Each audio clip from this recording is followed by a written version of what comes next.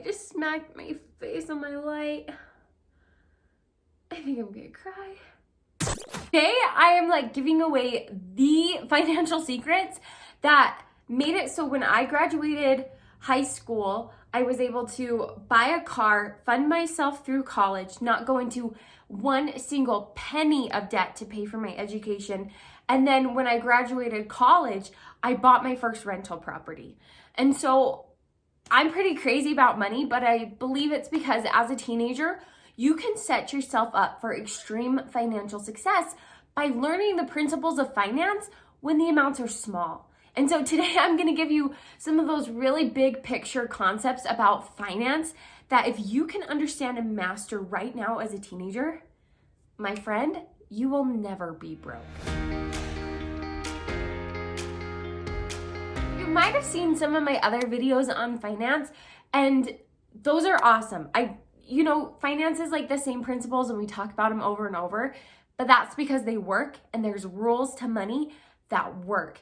And so this video is more specifically some of those big concept ideas that for you to truly understand money and to make a lot of it in your life, you've got to know these things. You've got to have this kind of mindset. So I've got videos on like how to budget, how to do the actual specific steps of it. But today we're going to talk about more concepts that are going to prevent you from being broke. And the very first one is understanding this, that we can trade our time for money. Now, this is really one of those basics that I'm sure you've understood from day one, because that's what most summer jobs are. That's what most of our transactions with money are at first. I go work for you for 3 hours and I get paid, for easy math, $10 an hour. So you pay me $30, right? 3 hours, $30. And that's why we have your wage per hour, and like a lot of those are broken down like per hour, because we go into our job regardless of what that is, and we put in the time and we get out a certain amount of money. And that's great. It's a really great place to start, but you've got to understand that there's only 24 hours in a day. So what a lot of people do, and a lot of individuals with the best of intentions, they start to think to themselves, well, I'll gain more skills, I'll gain more education, and then I can charge more for my time, right? So when I first started out working, it was like $7 an hour, right? But then as I got a degree and worked my way up, right, you start to jump to like $20 an hour, $25, $30, and doctors, lawyers, they're charging $300 an hour for their time. And that's amazing. That's a frick ton of money, and that's awesome. But there's a limit to it. We can only work so much to earn so much money. So even if you do have one of those really awesome teenage jobs where you're making like a lot of money, there's only so much of your time that you can trade over to that job. And it's good to just understand that, because a lot of people think, well, I'll just make more money. I'll just put in more time at work. And you start to trade away other things, like maybe your GPA starts to suffer. Maybe, that's time with friends and family. So you got to be conscious of this idea that 99% of people are trading their time for money. And that's a great place to start. But just know that, okay, that's the scale and that's how this works. And it's kind of up to me to decide how much am I worth per hour. So that's money concept number one. This time equals money, right? And that's where we start out in our financial careers, and that's totally awesome. I don't want you to stay there. And that's why I want to introduce you to this, which is that a product, a system, can equal money. Now, let me give you a couple examples of this. So, if you are at a bakery and you're working at the bakery, you are going to trade 6 hours of time working at the bakery and making those cookies for $60, right? Or thereabouts, right? And then, we take out taxes and blah, blah, blah, and you get your paycheck for those hours. If you are the owner of the bakery, or maybe you've just decided, hey, I'm going to sell treats to my neighbors and to my friends because I'm really great and I have this amazing cookie recipe, You sell those cookies, and in an hour, you could sell one cookie, you could sell 1,000 cookies, right? And so it doesn't necessarily matter how much time you're out there selling cookies, it just matters how many cookies you sell total. So maybe one day you make $2 because nobody came and bought those cookies. On another day, you sell out and people have all these items for you and you could make $1,000, right? That's because you're not trading you or your time for money, you're trading a product for money. And this is what like Robert Kiyosaki teaches in Rich Dad, Poor Dad, is this concept that people who are grinding for their time, they run out of time. They can only work so hard, they can only get paid so much. But if you can start to turn around and say, oh, hey, I can sell a product and it doesn't require me necessarily to like be there and do that for me to make money. So some examples that I give to teens are, obviously like you could sell cookies. You can put up like an Etsy store and sell digital downloads. The coolest part about that is somebody could buy a digital download while you slept and you would still make money, right? Now, the amount starts small, right? But it's all about scale. So I'm introducing you to this just to get your mind going. Do I think it's bad to have a summer job where you just put in your time and you clock in, clock out? No, but I just want to get the wheels in your head turning that the people that have massive wealth in their life at least have one system where it's a product, it's a system that works without them. So an example for this is I have a rental property, and so I rent that house out and I don't have to be there to make money every single day, if that makes sense. Because I'm not trading my time for money. I'm trading a service. I'm trading, that they can, like somebody else can live at my property for so much money. And that frees me up to go make more money in my other time, right? So I just want to start to open your mind to this idea that, hey, I don't have to always trade me and my time for money. I can start to offer services and products that can take me out of it and I can still make money. And when I can scale that, that can be some serious money. Those are two like massive money financial principles. So let me give you a couple examples that are really geared towards teens. I know so many teens that start to mow lawns as a way to make money. And guess what? You can make really great, your hourly wage for that can be awesome because you can say, hey, Mrs. So-and-so down the street, I'll mow your lawn for $30 a week. And maybe it takes you an hour, hour and a half. That's a really great exchange rate because a lot of your friends are working for $7, $8 an hour, and you just made $30 an hour, right? So awesome way to make money. You're gonna have way more money than your friends who are working, at a lower hourly rate. But when I have some of my friends that like started a lawn care business, when they really started to make money is when they said, hey, I go get the customers. I'm the business owner. So I go say, hey, Mrs. Smith, do you want me to go mow your lawn for, $30 a time? She says yes. And then they have somebody else mow the lawn for them. So you tell your little brother, hey, I'll give you $20 if you go mow Mrs. Smith's lawn. And your little brother's gonna be like, whoa, yeah, that's like a great deal because $20 an hour is awesome, right? But you just made $10. But here's the thing, because you're like, wait, one made 30 and in one situation I made 10. You didn't have to go mow the lawn and you made $10. So that's how these business owners, that's how people who own a system can make a lot of money. I gave this example before, but let's talk about it more. So you could, like if you love to draw or design things, or if you really have a skill, I had friends in high school who were very, very, very gifted artists. And one of my friends, people would commission her to paint a picture. And it'd be a lot of money. It'd be like $100 and she would paint, something that they've asked her to paint. Well, guess what? That might take her 3 hours. It might take her 20 hours, right? Their artistic journey is different. So, you trade that time for money. But if that same friend came up with a couple of her most popular pieces of art that people are just like, yes, I want this in my house. Yes, I want a copy of that.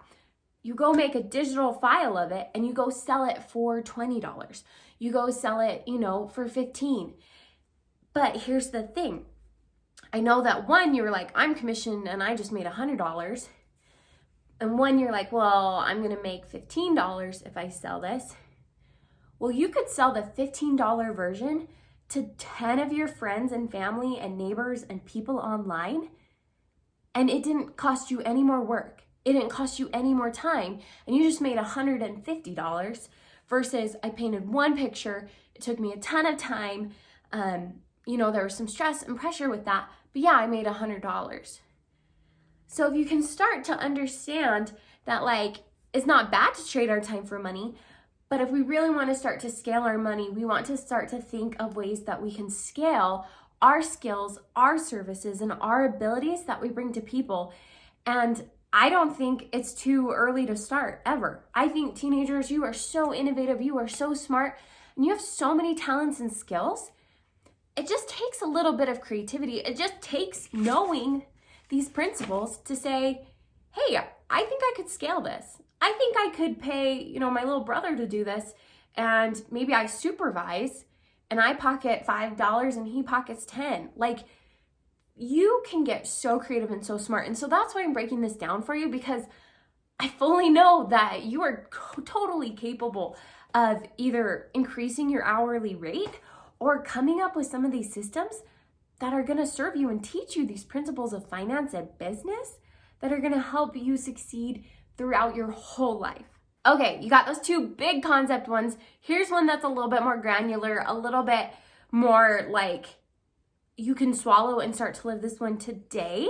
And I want you to write this down. I want you to ingrain this in your soul. I want you to learn to live off of 80% of your income. Now, a lot of teens feel like, hey, all the money I earn is mine to spend. And while that's true on the surface, you're smarter than that. And you gotta understand that your money has got to be put to work for you. So the reason I say 80% is 10% of your income you need to tuck away into savings. Now, this savings can be at first for just saving for a rainy day, but then as it builds, you can start to save for a car, for college, for experiences, for items that are really important to you. So it's so vitally important that you learn to pay yourself first, because your money will just go. And money is so easy to go, and it's just so easy to feel like, oh, I have this, I should spend this. But remember, you got to pay yourself first before you start to pay other people, before you start to pay for your gas money and for your dates and for your fun stuff. Put 10% aside and view it as I am paying myself. I am literally saving this for my future self, and my future self is going to be so grateful. So 10% goes to savings. 10% goes towards an investment. Now, when I say an investment, a lot of people think oh, stock market, or, I should go in bonds and all those banky terms and blah, blah, blah. You know what? As a teen, I feel like your investments can be a lot more on the ground and a lot more useful for you if they're hands-on experiences. So in my example of hey, maybe you're mowing lawns right now, and you're well, I'd really like to set this up into a system, so maybe I'm not trading so much of my time for money. As you mow lawns and as you're, trading your time for money, you're putting 10% of your income away, and that's going to add up. Maybe that adds up and you buy a new lawnmower. So now you can go mow lawns, and your little brother can go mow lawns, and you can get a cut of all the lawns that you line up for him to mow, right? But that's only available because you saved 10% of that income to invest in a new lawnmower, in a new rake, because now your new service is you're going to rake up grass and leaves and charge more to the people that you do lawn care services for, right? So when I say investments, don't think like, whoa, stocks, that's like way over my head. No, I'm saying like invest in things that will give you a return on your money. So maybe you're like, well, I want to go learn a skill. That would be some great money to say, okay, I'm going to use this money to pay for lessons that then, pretend you're a dancer. So I'm paying for super advanced lessons to be an even better dancer. But then I can turn around and I can hold like a little 6-year-old dance class and make a lot of money because I'm teaching these cute little girls how to dance for a couple hours a week. But I still get to invest in my talent and my skill as a teacher. So don't get thrown off by that term investment, but I do want you to think, okay, 80%, so 10% you pay you, 10% goes towards like a future. How can I make this money make more money? How can I invest in this? If you maybe are like totally, you got a great summer job and you're just like not really interested in the whole business side of it, totally fine. I would encourage you that investment 10% would be towards college or towards a trade school or, towards something in your future that's really going to like move the mark for you. So 10% pay yourself and save it.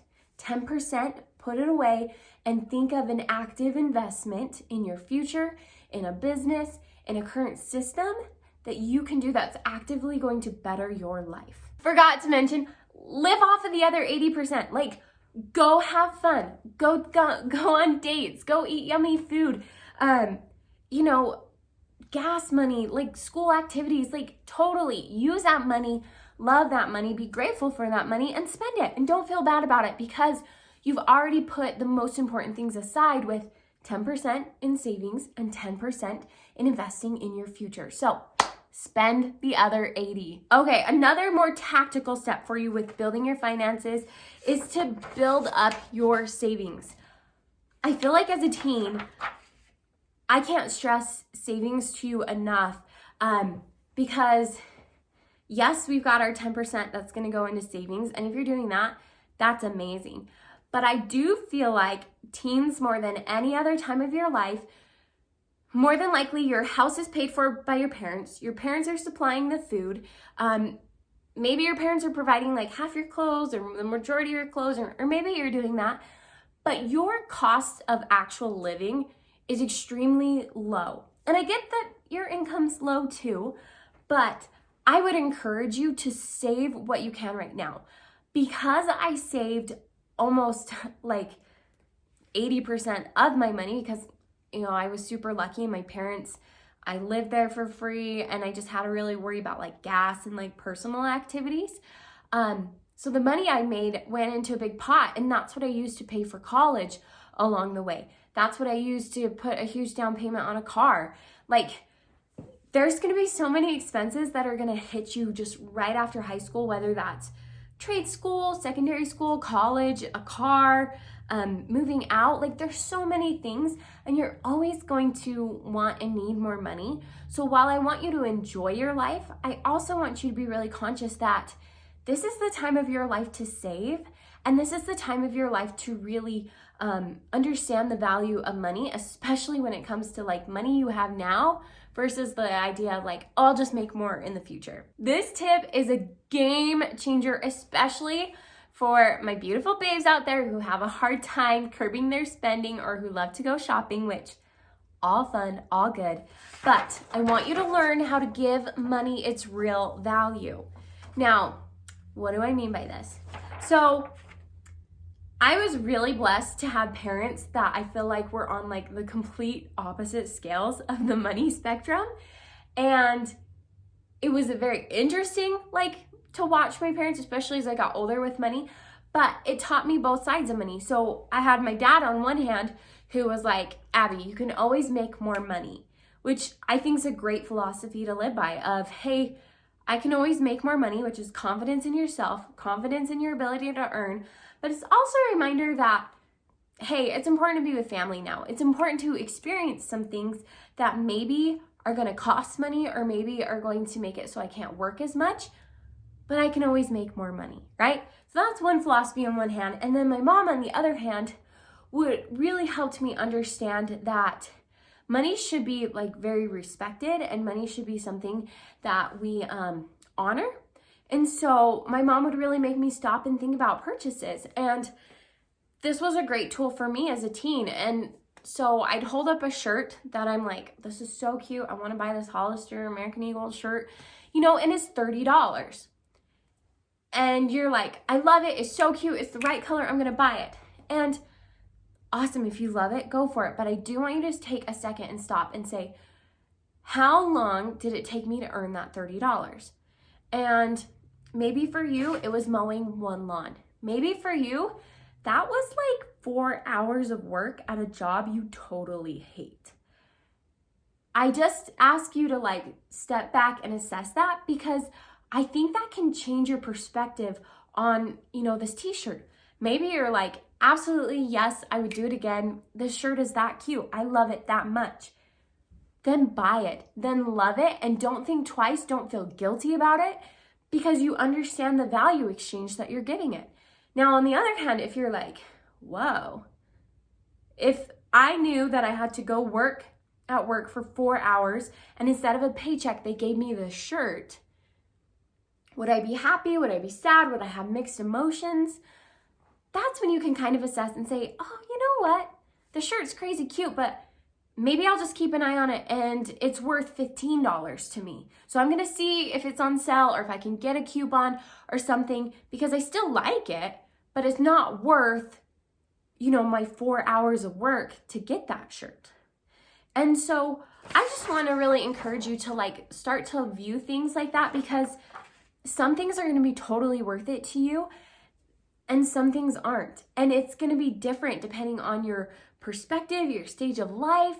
And like an example I love to give is, my family, they love to eat out, and I love me some food. Don't get me wrong, but I would rather spend my money on clothes or, makeup than I would a plate of food. Now, is that right or wrong? No, totally not. But when I'm like, oh, hey, I had to work an hour for this fancy dinner,